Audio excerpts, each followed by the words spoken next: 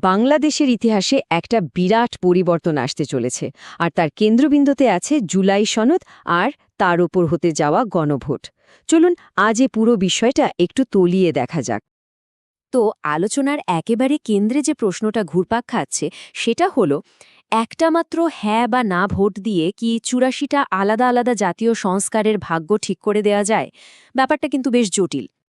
ব্যাপারটা হচ্ছে ২০২৬ সালে ১২ই ফেব্রুয়ারি ভোটাররা যখন ভোট দিতে যাবেন তখন তাদের হাতে একটা আলাদা গোলাপি রঙের ব্যালট পেপার থাকবে, আর সেখানে প্রশ্ন থাকবে মাত্র একটা, কিন্তু তার আড়ালে লুকিয়ে আছে ৮৪টা প্রস্তাব।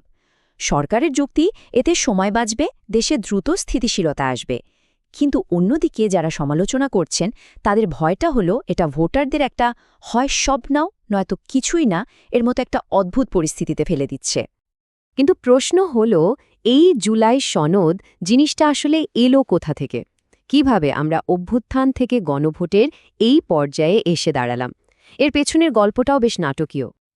একটু খেয়াল করলেই বোঝা যাবে পুরো ঘটনা প্রবাহটা ঘটেছে অবিশ্বাস্য দ্রুত গতিতে। দেখুন, ২০২৪ সালের জুলাই আগস্টে ছাত্র জনতার সেই গণ অভ্যুত্থান, যার ফলে আগের সরকারের পতন হল।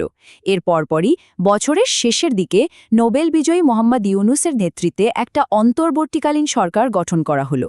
আর তারপরই শুরু হলো নতুন একটা জাতীয় সনদ তৈরির কাজ, যার জন্য দুটো কমিশনও গঠন করা হলো। আর দেখুন, ঠিক পরের বছর অর্থাৎ ২০২৫ সালের অক্টোবরেই ২৪টা রাজনৈতিক দল মিলে এই জুলাই সনদে স্বাক্ষর করে ফেলল। আর এখন ২০২৬ সালের ১২ই ফেব্রুয়ারি জাতীয় নির্বাচনের সাথেই এই গণভোটটা হতে যাচ্ছে। মানে একটা গণ অভ্যুত্থান থেকে শুরু করে রাষ্ট্রের পুরো কাঠামো বদলে ফেলার প্রস্তাব, সবকিছু ঘটে গেল খুব অল্প সময়ের মধ্যে। তবে হ্যাঁ, এই সনদ তৈরির প্রক্রিয়াটা কিন্তু একেবারে বিতর্কের ঊর্ধ্বে ছিল না। যেমনটা দেখা যাচ্ছে, দেশের মোট রেজিস্টার্ড রাজনৈতিক দলগুলোর মধ্যে অর্ধেকেরও কম, মানে মাত্র ২৫টা দল এতে অংশ নিয়েছিল। ২৭টা দল কিন্তু বাইরেই ছিল। আর তার চেয়েও বড় সমালোচনার বিষয় ছিল, এই প্রক্রিয়ায় কোনো নারী প্রতিনিধি ছিলেন না, আর সংখ্যালঘু প্রতিনিধি ছিলেন মাত্র একজন। এটা নিয়ে কিন্তু বেশ জোরালো প্রশ্ন উঠেছিল। আচ্ছা, তো এত আলোচনা যে ৮৪টা প্রস্তাব নিয়ে, সেগুলোর ভেতরে আসলে কি কি আছে? চলুন রাষ্ট্র সংস্কারের জন্য এই সনদের সবচেয়ে গুরুত্বপূর্ণ কয়েকটা প্রস্তাব এক নজরে দেখে নিই। এই তালিকাটা দেখলেই বোঝা যায় পরিবর্তনের ব্যাপ্তিটা ঠিক কতটা বিশাল। একেবারে রাষ্ট্রের পরিচয় বদলে দিয়ে তাকে বহুজাতি, বহুভাষিক আর বহুধর্মীয় হিসেবে ঘোষণা করা থেকে শুরু করে সংসদকে এক কক্ষের বদলে ২ কক্ষ বিশিষ্ট করা, মানে উচ্চকক্ষ আর নিম্নকক্ষ চালু করার মতো বড় সড় পরিবর্তন। আবার দেখুন, প্রধানমন্ত্রীর ক্ষমতার মেয়াদ সর্বোচ্চ ১০ বছরে বেঁধে দেওয়া, কিংবা বিচারক নিয়োগের জন্য আলাদা কমিশন তৈরির মতো প্রস্তাবও আছে। এমনকি সংবিধানের মূল কিছু ধারা বদলাতে হলে গণভোট বাধ্যতামূলক করার কথাও বলা হয়েছে। মানে এক কথায় উপর থেকে নিচ পর্যন্ত প্রায় সবকিছুই ঢেলে সাজানোর একটা পরিকল্পনা। এই যে দ্বিকক্ষ বিশিষ্ট সংসদের কথা বলা হচ্ছে, এটা কিন্তু একটা বিরাট পরিবর্তন। এখন আমাদের আছে শুধু একটা সংসদ, কিন্তু প্রস্তাব করা হচ্ছে দুটো কক্ষের। একটা নিম্নকক্ষ, যেখানে ৪০০ জন সদস্য সরাসরি ভোটে নির্বাচিত হবেন, আর একটা উচ্চকক্ষ, যেখানে ১০০ জন সদস্য আসবেন আনুপাতিক হারে। এর মূল উদ্দেশ্যটা কি? উদ্দেশ্য হল ক্ষমতার একটা ভারসাম্য তৈরি করা, যাতে কোনো একটা দল নির্বাচনে জিতেই নিরঙ্কুশ ক্ষমতার মালিক না হয়ে যায়, আর যখন তখন বড় বড় সিদ্ধান্ত একা নিয়ে নিতে না পারে। আর এই যে ১০ বছরের সীমা, এটা কিন্তু খুব গুরুত্বপূর্ণ একটা প্রস্তাব। এর পেছনের কারণটা খুব পরিষ্কার। অতীতে দীর্ঘ সময় ধরে এক ব্যক্তির হাতে ক্ষমতা থাকার যে অভিজ্ঞতা, তারই একটা সরাসরি প্রতিক্রিয়া হিসাবে এই নিয়মটা আনার কথা ভাবা হচ্ছে। শুধু তাই না, দেশের গুরুত্বপূর্ণ প্রতিষ্ঠানগুলোকেও ঢেলে সাজানোর কথা বলা হয়েছে। যেমন বিচারক নিয়োগের ক্ষমতা আর সরকারের হাতে থাকবে না, এর জন্য একটা আলাদা কমিশন হবে।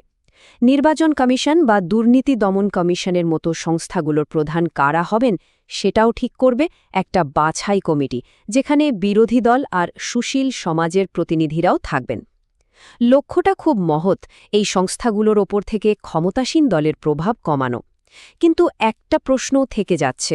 সমালোচকরা বলছেন, কাগজে কলমে তো ভালোই শোনায়, কিন্তু বাস্তবে এই নতুন কাঠামোগুলো কি রাজনৈতিক প্রভাব থেকে পুরোপুরি মুক্ত থাকতে পারবে? আর এই সব কিছুর আলোচনা আমাদের আবার সেই মূল বিতর্কে ফিরিয়ে নিয়ে আসে। বিতর্কটা কিন্তু প্রস্তাবগুলোর ভালো মন্দ নিয়ে ততটা নয়, যতটা হচ্ছে এই সবগুলো প্রস্তাবকে একবারে জনগণের সামনে হাজির করার পদ্ধতিটা নিয়ে। বিশেষজ্ঞরা এই ব্যাপারটাকে বলেন বান্ডলিং এফেক্ট। ব্যাপারটা অনেকটা রেস্টুরেন্টের সেট মেনুর মতো। ধরুন মেনুতে স্যুপ, স্টেক আর ডেজার্ট আছে। আপনার হয়তো শুধু স্যুপটা পছন্দ, কিন্তু আপনাকে পুরো প্যাকেজটাই কিনতে হবে, না হলে কিছুই পাবেন না। এখানেও ঠিক তাই হচ্ছে। ৮৪টা প্রস্তাবের একটা প্যাকেজ। একজন ভোটারের হয়তো ৭০টা প্রস্তাব পছন্দ, কিন্তু ১৪টা একেবারেই অপছন্দ। কিন্তু তার কাছে উপায় কি? হয় পুরো প্যাকেজকে হ্যাঁ বলতে হবে, নয়তো পুরোটাকেই না করে দিতে হবে। মাঝখানের কোনো পথ নেই। এতেই প্রশ্নটা উঠছে, আচ্ছা, এত বড় বড় সব পরিবর্তনের জন্য জনগণের রায় নেয়ার কি আর কোনো ভালো উপায় ছিল না?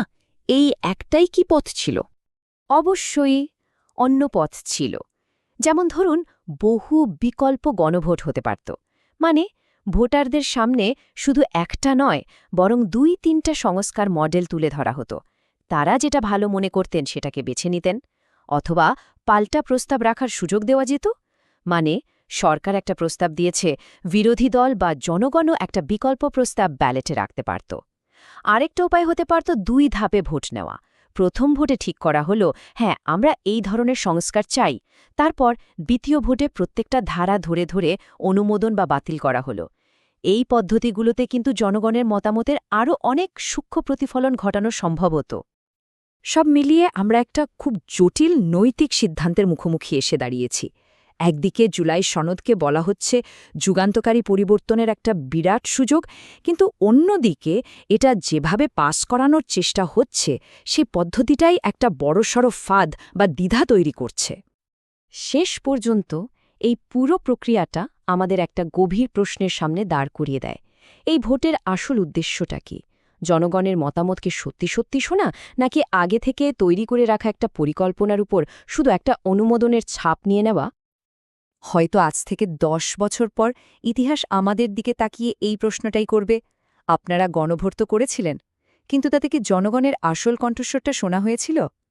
নাকি আপনারা শুধু নিজেদের বানানো একটা নকশার ওপর জনগণের শিলমোহর চেয়েছিলেন? এই ভোটের আসল উত্তরাধিকার কি হবে, সেই উত্তরটা হয়তো সময়ই বলে দেবে।